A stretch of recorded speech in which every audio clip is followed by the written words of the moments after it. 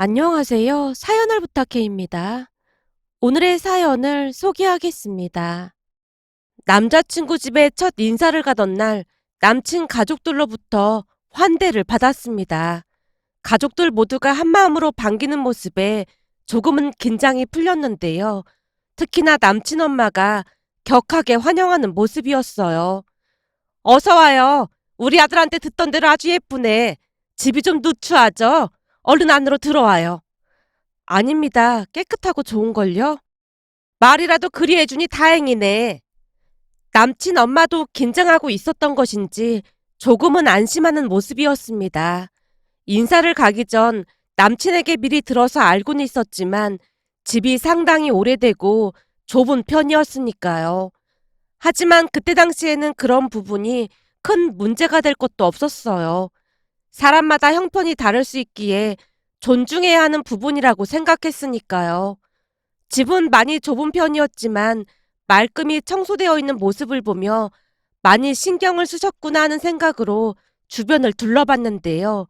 거실 한복판에 커다란 상이 펼쳐져 있었고 음식이 가득 차려져 있었습니다. 우리 아들한테 미리 물어봐서 차려봤어요.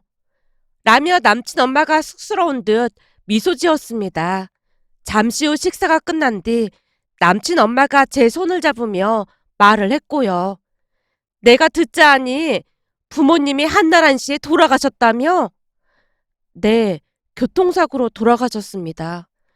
외동딸이었다고 하던데 그럼 많이 외로웠겠네. 아무래도 갑작스레 사고가 나다 보니까 많이 놀라고 그랬습니다. 당연하지. 그런 큰일을 겪었는데도 씩씩하게 잘 버텼네. 앞으로는 우리가 외롭지 않게 해줄 테니까 아무 걱정하지 마. 인사를 가기 전 혹여나 부모님이 안 계신 걸로 문제 삼지 않을까 싶어 노심초사했었는데 진심으로 이해해주는 모습에 저도 모르게 울컥하고 말았습니다. 그날 남친 집에서 즐거운 시간을 보낸 뒤 작은아빠 집으로 향했어요. 들어가자마자 작은엄마의 질문 공세가 시작됐습니다. 어땠어? 괜찮았어? 우선은 엄청 반겨줬어요. 음식도 진수성찬으로 차려주셨고 좋은 분들 같아 보였어요. 그래? 그럼 다행이긴 한데 형편은 많이 안 좋아 보였어? 그건 이미 알고 있던 거라 그냥 그랬어요. 이왕이면 집안 형편이 좋은 집이었으면 좋았을 텐데. 작은엄마가 아쉬운 듯 말끝을 흐리고 있었습니다. 부모님이 돌아가신 뒤부터는 작은엄마 작은아빠가 챙겨줬는데요. 평소 작은엄마 엄마 사이가 많이 좋은 편이었습니다. 할머니가 작은엄마를 많이 못마땅해 해서 억지를 부릴 때마다 엄마가 방패막이가 되어줬다고 했으니까요. 부모님이 세상을 떠나신 뒤 작은엄마가 눈물을 떨구며 제게 말했습니다.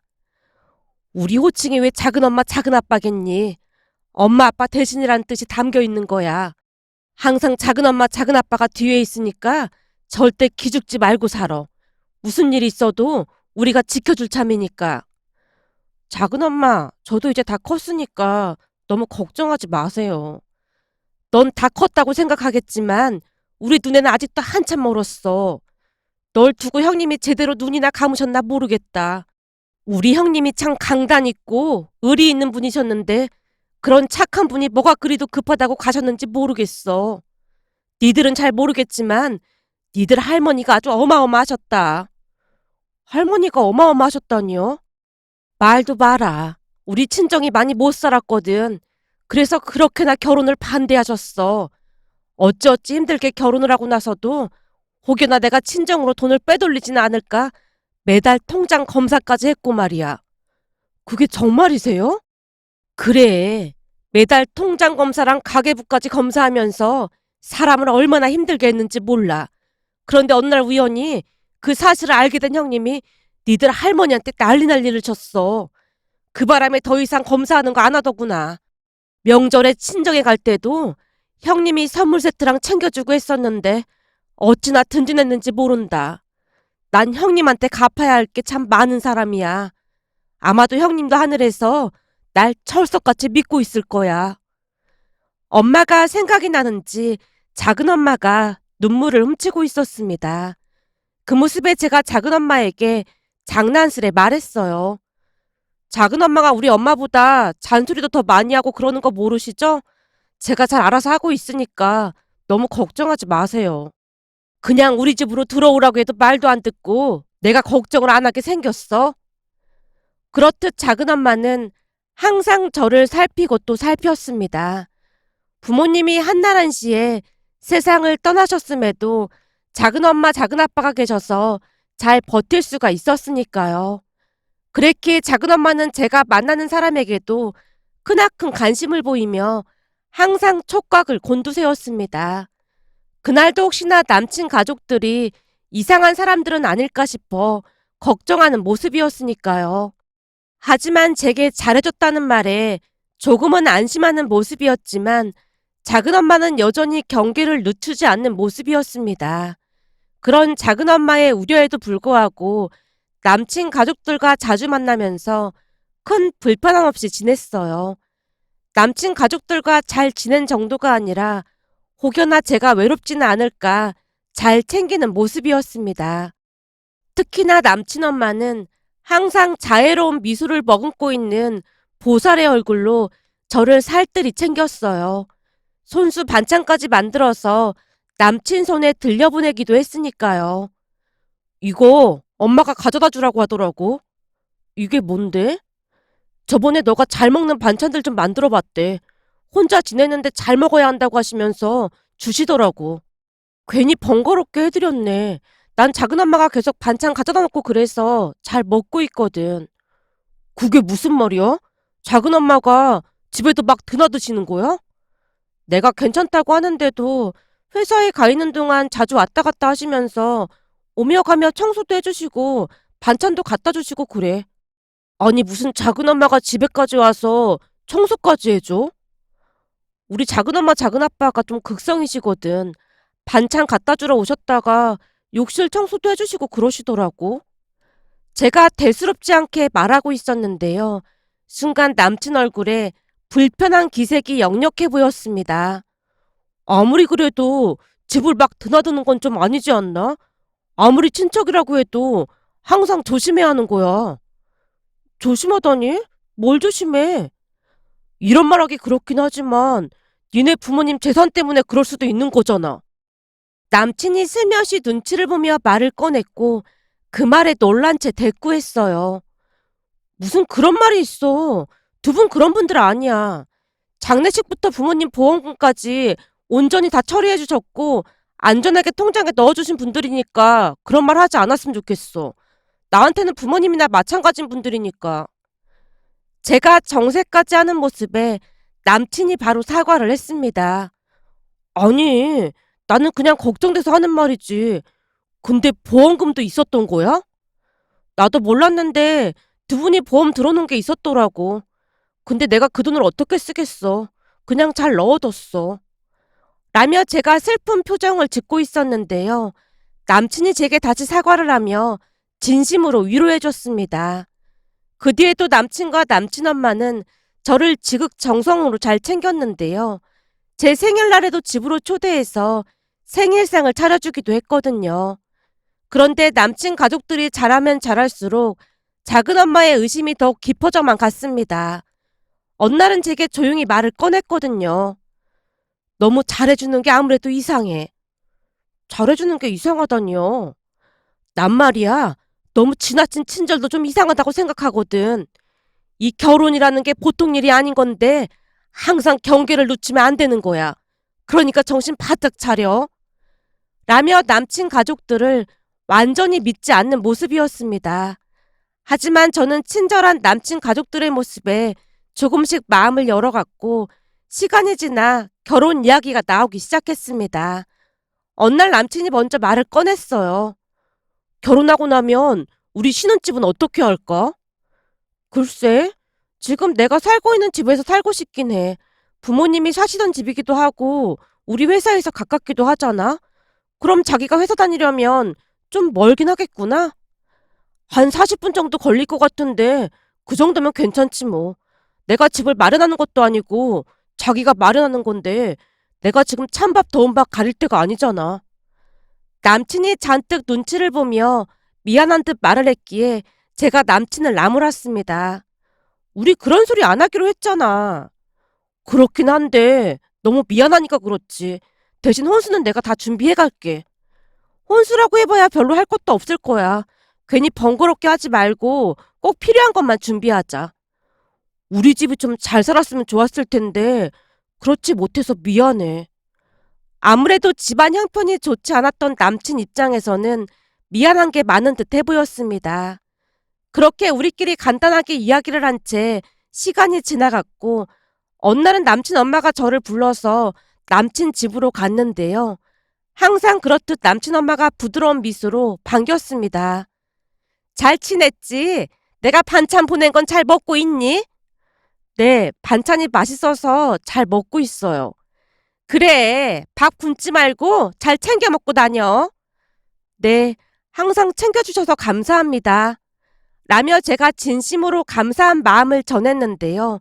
그날따라 남친 엄마가 우물쭈물 하는 듯 하더니 제게 물었습니다. 저기 말이다. 우리 아들한테 듣자 하니 신혼집을 지금 사는 집으로 하겠다고 했다며? 아, 네. 회사에서 가깝기도 하고 부모님께서 살던 집이라 그냥 살고 싶어서요. 그럼 우리 아들 회사까지 거리가 꽤 먼데 혹시 이 근처로 이사 올 생각은 없는 거니? 네? 이 근처로요? 그럼 제 출퇴근 시간이 너무 오래 걸려서요. 우리가 내내 생각해봤는데 이 근처로 이사 와서 다 같이 지내면 좋을 것 같아서 말이야. 저는 그냥 지금 집에서 살고 싶습니다. 라며 제가 정중하게 거절을 했지만 그 뒤에도 남친 엄마가 계속해서 제게 이사를 하라고 설득했습니다. 그러니까 차를 마시다가도 뜬금없이 다시 생각하라고 하질 않나 TV를 보다가도 또다시 이사를 하라는 말을 꺼내기도 했고요. 그동안 알던 모습과는 사뭇 다른 모습이었기에 낯설기까지 했습니다. 제가 당황한 채 어리둥절해 있자 남친이 말했어요. 엄마, 우리 아이스크림 좀 사가지고 올게. 갑자기 아이스크림 먹고 싶네. 밥 먹고 바로 먹으면 살찌고 몸에 안 좋은데 그냥 커피나 마시지 그래. 오늘은 이상하게 아이스크림이 땡겨서 그래. 자기야, 얼른 갔다 오자. 라며 남친이 제 팔을 잡아 끄는 바람에 백을 두고 밖으로 나왔는데요. 우리 엄마가 한 말은 너무 신경 쓰지 마. 오늘따라 왜 저러시는지 모르겠네. 나도 좀 당황스럽긴 했어. 난 이 근처로 이사할 생각 없으니까 자기가 잘 좀 말씀드려줘. 그건 내가 알아서 할 테니까 너무 걱정하지 마. 남친이 확실하게 말을 해줬기에 안심이 됐습니다. 잠시 후 아이스크림까지 먹은 뒤 인사를 하고 백을 챙겨서 집으로 돌아왔는데요. 집에 들어오고 난 뒤 작은 엄마에게 전화가 걸려왔습니다. 지금 집에 온 거니? 네, 조금 아까 집에 들어왔어요. 그럼 잠깐만 기다리고 있어봐. 내가 집으로 갈 테니까. 지금이요? 혹시 무슨 일 있는 거예요? 우선 가서 얘기하마. 라며 작은 엄마가 급히 집으로 찾아왔습니다. 왜요? 무슨 일인데 그래요? 저기 사실은 내가 네 백 안에 녹음기를 넣어뒀었거든. 네? 녹음기요? 무슨 녹음기요? 나도 안 그러고 싶었는데 영 찜찜해서 견딜 수가 있어야지. 그래서 네가 그 집에 간다고 하길래 백에 몰래 녹음기를 넣어뒀었어. 작은 엄마가 백 안에서 급히 소형 녹음기를 꺼냈습니다. 그 모습에 제가 놀란 채 물었어요. 이걸 왜 넣어두신 거예요? 돌다리도 두드려보고 건너라는 말이 있잖니. 어떤 사람들인지 확실하게 알아야 할 것 같아서 그랬어. 혹시나 이상한 사람들이면 안 되는 거잖니? 작은 엄마가 저를 걱정하는 건 알겠는데 아무리 그래도 녹음기까지 넣어두는 건 좀 아니잖아요. 제가 울상을 짓고 있었는데요. 그냥 어떤 사람들인지 알고 싶어서 그랬던 것뿐이야. 그러니까 그렇게 정색은 하지 말고. 녹음기를 넣어두라고 누가 알려준 거예요? 내가 한 걱정하고 있었더니 내 친구가 알려줬어. 세상에 이상한 사람들이 워낙 많다 보니까 요즘 이렇게 많이 한다고 하더라고. 제가 놀란 채 눈을 동그랗게 뜨고 있었지만 작은 엄마는 녹음기만 확인할 뿐이었습니다. 그 모습에 작은 엄마가 너무 심하게 집착을 하고 있는 게 아닌가 싶기까지 했기에 제 입장에서는 걱정이 될 수밖에 없었어요. 평소 작은 엄마의 모습과는 많이 다른 모습이었으니까요. 하지만 녹음기를 확인하던 작은엄마가 긴 한숨을 내쉬었습니다. 내가 이럴 줄 알았어. 뭐가요? 이러니 내가 걱정을 안 할 수가 있었겠어? 라며 작은엄마가 제게 녹음된 내용을 들려줬는데요. 남친과 제가 아이스크림을 사러 간 사이에 남친 엄마가 남친 여동생에게 하는 말이 고스란히 녹음돼 있었습니다. 녹음 내용을 간단히 추려보자면 착해 빠진 줄 알았더니 그것도 아니네. 고집이 아주 보통 고집이 아니야. 그러게 말이야. 내가 보기엔 이 근처로 절대 이사 안 올 것 같던데 어떡할 거야? 어떡하긴 뭘 어떡해. 무조건 이쪽으로 이사시켜야지. 우리 동네 집값이 엄청 싼데 그럼 나머지 돈은 다 남는 거 아니야. 아무래도 우리가 만만하게 행동했더니 이게 우리를 우습게 하는 것 같아. 그럼 어떻게 할 건데? 괜시를 잘못하면 완전 좋은 기회 놓칠 수도 있잖아. 오빠가 그러는데 그 여자 부모님 사망보험금? 그것도 꽤 있다고 하더라고. 그러니까 무조건 오빠랑 결혼시켜야 해. 그래야 나도 결혼할 거 아니야. 엄마, 의사 사이 보고 싶으면 이번에 똑바로 해야 해. 오빠 결혼 잘못되면 나도 완전 끝이란 말이야. 내가 보니 우리한테 이미 넘어와서 이제는 조금씩 압박 강도를 높여도 될 것 같아. 부모도 없는데 우리가 강하게 나가면 지가 어쩔 도리가 있겠어? 라는 말이 녹음되어 있는 게 아니겠어요. 녹음된 내용을 듣던 중 놀란 채 바들바들 떨고 있었는데 작은엄마가 저를 안심시켰습니다. 봤지? 내가 괜히 그런 게 아니야. 왠지 느낌이 너무 안 좋더라니까. 그리고 보험금 얘기는 뭐하러 꺼낸 거야? 아니, 말을 하다 보니까 어쩌다 나온 건데 이럴 줄은 진짜 몰랐어요. 됐어. 덕분에 저 인간들 본심을 알게 돼서 오히려 다행이지 뭐. 작은엄마가 굳은 표정으로 녹음기만 노려보고 있었습니다. 그날 작은엄마가 제게 이런저런 당부를 하다 돌아갔고 다음날 남친에게 만나자는 연락이 왔어요. 그런데 나가서 보니 그 자리에 남친 엄마도 앉아 있었습니다. 그 모습에 심장이 마구마구 뛰기 시작했고 제가 아무렇지도 않게 인사를 했어요. 어머니, 안녕하세요. 내가 지금 안녕하게 생겼니? 넌 가서 커피 시킨 거랑 너도 하나 시켜서 가지고 와라. 역시나 분위기가 심상치 않아 보였기에 제가 눈치를 보며 커피를 받아서 자리에 앉았는데요. 커피를 한 모금 마시던 남친 엄마가 양미간을 잔뜩 찌푸린 채 벌떡 일어나더니 카운터로 가서 직원에게 삿대질을 했습니다. 이봐요. 여기 커피가 왜 이렇게 맛대가리가 없는 거야? 네? 맛이 없다니 그게 무슨 말씀이세요? 무슨 놈의 커피가 이렇게 쓰냐고! 써서 먹을 수가 없잖아. 달달한 커피로 바꿔줘요.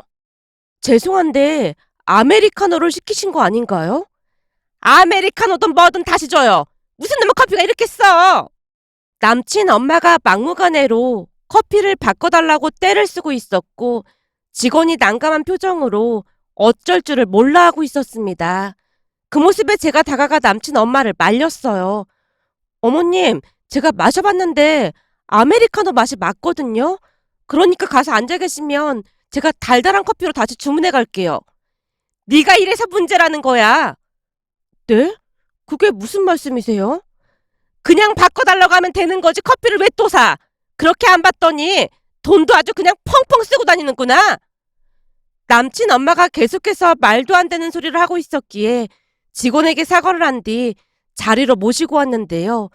분명히 남친도 다 봤을 텐데 모른 척 딴청을 피우고 있었습니다. 자리에 앉자마자 남친 엄마가 제게 불같이 화를 냈고요. 너 말이야 아주 큰 잘못한 거다. 네? 잘못이요? 넌 지금 이 상황에 저 직원 편을 들었잖니. 그동안 가족이라고 그렇게 말하고 다니더니만 어쩜 이럴 수가 있는 거니? 그건 아닌 것 같은데요? 아니긴 뭐가 아니야. 아메리카노는 원래 쓴 커피인데 그걸 바꿔달라고 한 거 자체가 잘못된 게 아닐까요? 뭐? 이제 보니 네가 날 아주 우습게 생각하고 있었던 게 확실하구나. 평소와는 다르게 남친 엄마가 공격적인 모습이었어요. 어머님, 제가 무슨 잘못이라도 했을까요? 너 말이야. 우리가 잘해줬더니 우리를 아주 우습게 생각했더라. 그게 무슨 말씀이세요? 저는 그런 적 없습니다. 없긴 왜 없어. 그러면서 신혼집을 네가 살던 곳으로 할 생각을 해? 거기에 신혼집을 하게 되면 우리 아들 출퇴근 시간이 엄청 오래 걸리는데 그 출퇴근이 얼마나 힘든 줄 알긴 아는 거니? 그래서 말인데 네가 살고 있는 그 집 팔고 신혼집을 우리 집 근처로 해라. 네? 그럼 제 출퇴근 시간이 엄청 멀어지는걸요? 그 정도는 감수를 해야 하는 게 맞는 거 아니겠니? 아까는 어머님 아들 출퇴근 힘들어서 안 된다면서요. 근데 저는 힘들어도 되나 보네요.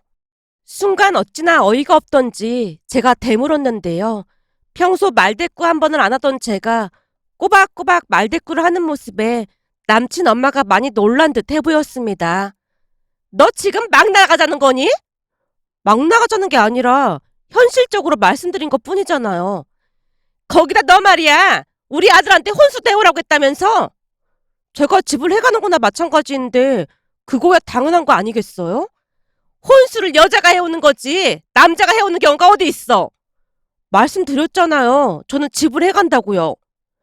저도 지지 않고 맞받아쳤고 남친 엄마가 다시 당황한 모습이었습니다.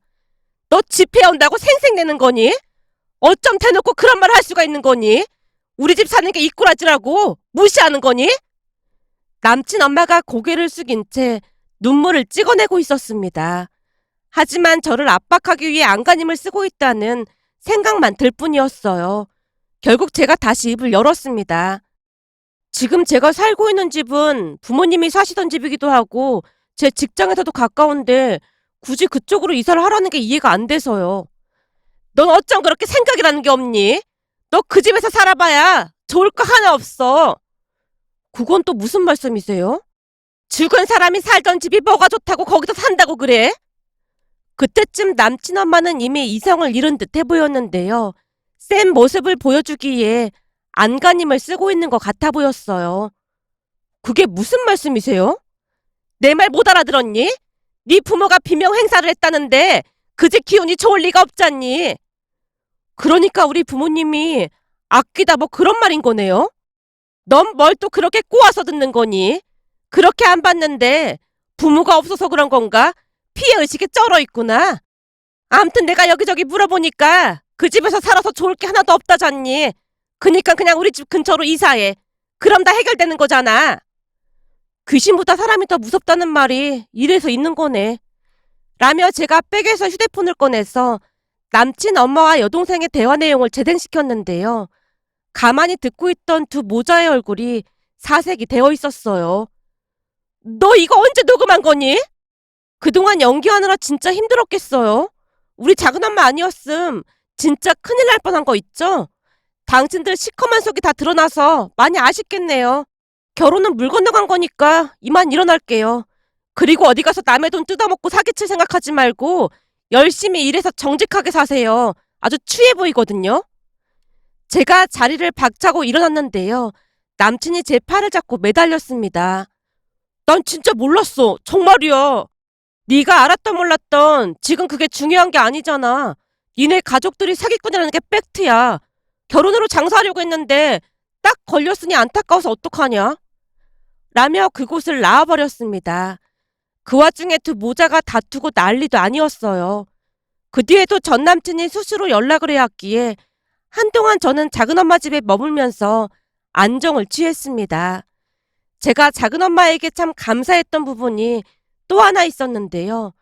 혹시 몰라 제가 퇴근할 시간에 맞춰서 회사 주차장에서 대기까지 하고 있었거든요.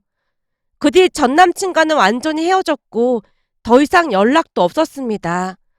전 남친 엄마가 정신 못 차리고 몇 번 협박 문자를 보내오기도 했지만 문자를 그대로 캡처해서 경찰에 신고하겠다고 으름장을 놓자 어느 순간 조용해졌답니다. 이 자리를 빌려 다시 한번 작은엄마 작은아빠에게 감사하다는 말을 전하고 싶어 이렇게 글 남겨봅니다. 오늘의 사연은 여기까지였습니다. 즐겁게 보셨다면 구독, 좋아요 부탁드립니다. 고맙습니다.